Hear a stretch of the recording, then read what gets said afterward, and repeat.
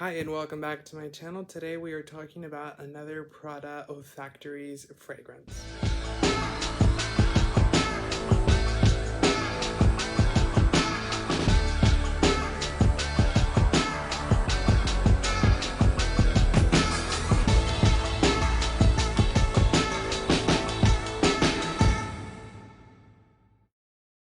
So today's fragrance is Nuit Soleil. This is from the Olfactories range, so it is out of their private range essentially, or their more expensive luxe range. So this is not your Prada Candy, L'Homme, or La Femme. This is more of a luxe version of essentially the fragrance line. They also did launch a brand new one, which is in that little triangle bottle. Pretty exciting for Prada.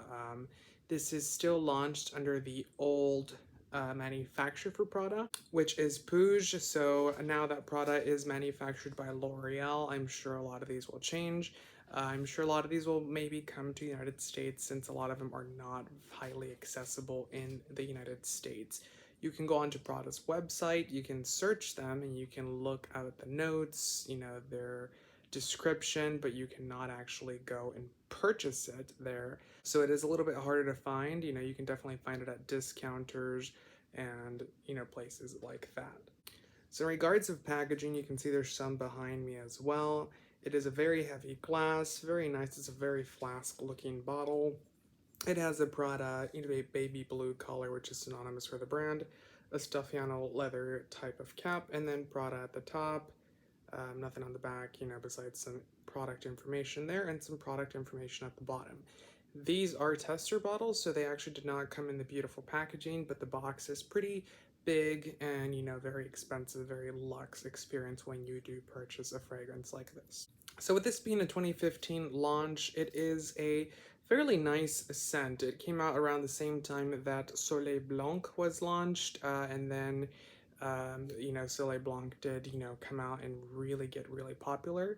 So this one is Nuit au Soleil, is the name of this one. So essentially what it means is naked in the sun. So it does have that, I would say it's a tuberosy type of feel for it, but it's not listed here as tuberose. Notes for this one are going to be at the top neroli, and then your heart notes are going to be orange blossom. Base is going to be patchouli and musk, which is very different from what you actually get in this. So you kind of get the neroli, or you get all of the notes that are actually listed on here. So I mean, that's not lying about those essentially, but you are missing the ambery touches in here because it is a Prada fragrance. And when you know, essentially buy Prada, you kind of have this mentality that you're getting a clean, powdery type of fragrance because that is their style whenever they have perfume making. It's a very soapy, clean experience with the brand itself. Secondly, is that you do, like I said, get kind of an air of tuberose. It's not super, poof in your face, but it is there. It is part of the actual scent itself. One thing that I should mention about this fragrance is that it does have a very botanical, clean, fresh raw ingredient type of feel to it. So versus a lot of other fragrances from Prada, which are, typically they're clean, like I said, soapy, powdery. Those tend to feel a little bit more synthetic and artificial. This one does feel a lot more, fresh and, botanical and, organic and such.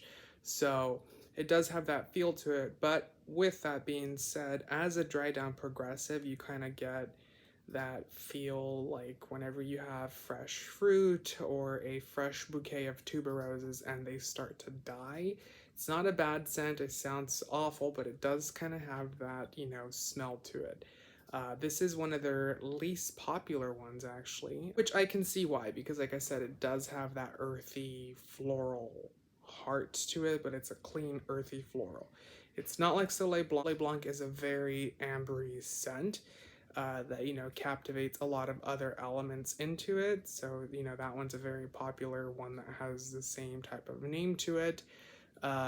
This one is going to be a little bit different because, like I said, it has those floral, natural feeling, effect to it. It's a terrific scent. It is really nice. The scent making for this one is really beautifully done. I would definitely say that this one would be more of a springtime scent or even summertime. I can see the warmth of the actual sun making this one a little bit nicer.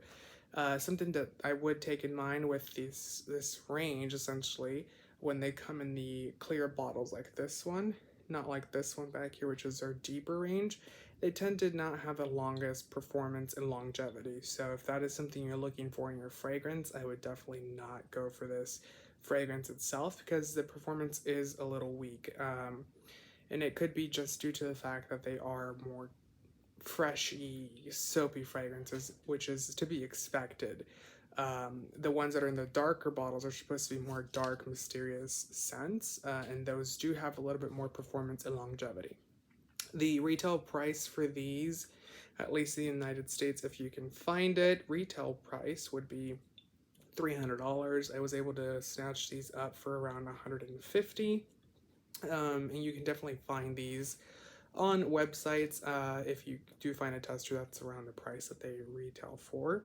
But if you cannot find a tester and you buy the packaging itself, you usually can find it with a pretty nice savings about of $100.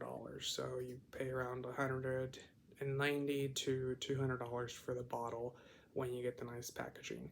I have not had the opportunity to buy the one with the packaging just yet because I mean, they end up in trash or they end up in storage, and what's the point of paying that much more money for a box essentially? So definitely do say that this one's a good one. I would definitely say that it's more on the feminine side of things, but it's not too over on that side. It can be worn by both men and women. When it comes to, you know, if this fragrance would be considered a sexy fragrance or something that would definitely captivate someone's attention towards you, I would say no. It's a little bit boring, it's a little bit done before. It is a scent that definitely is not anything on the uniqueness factor, so I would not walk into a department store, spray this one, and say, oh, I've found a creation that's absolutely beautiful, absolutely unique, and that I'm going to pay $300 for. So if I would spend $300 for this retail, I would say no. And that's just because it's not anything special, not anything to write home about. I am a fan of this range, but this one by far is one of the more boring offerings from the brand itself, which is highly disappointing. If you are a collector like me, then I definitely would say that you want to buy something like this. It is, like I said, $300, but you do get 3.4 ounces. Thanks for watching, you guys. I hope you guys enjoyed today's review of New Au Soleil. Make sure to give it a thumbs up, subscribe, and comment what else you'd like to see. Thank you for watching, and thanks for all your support. Bye.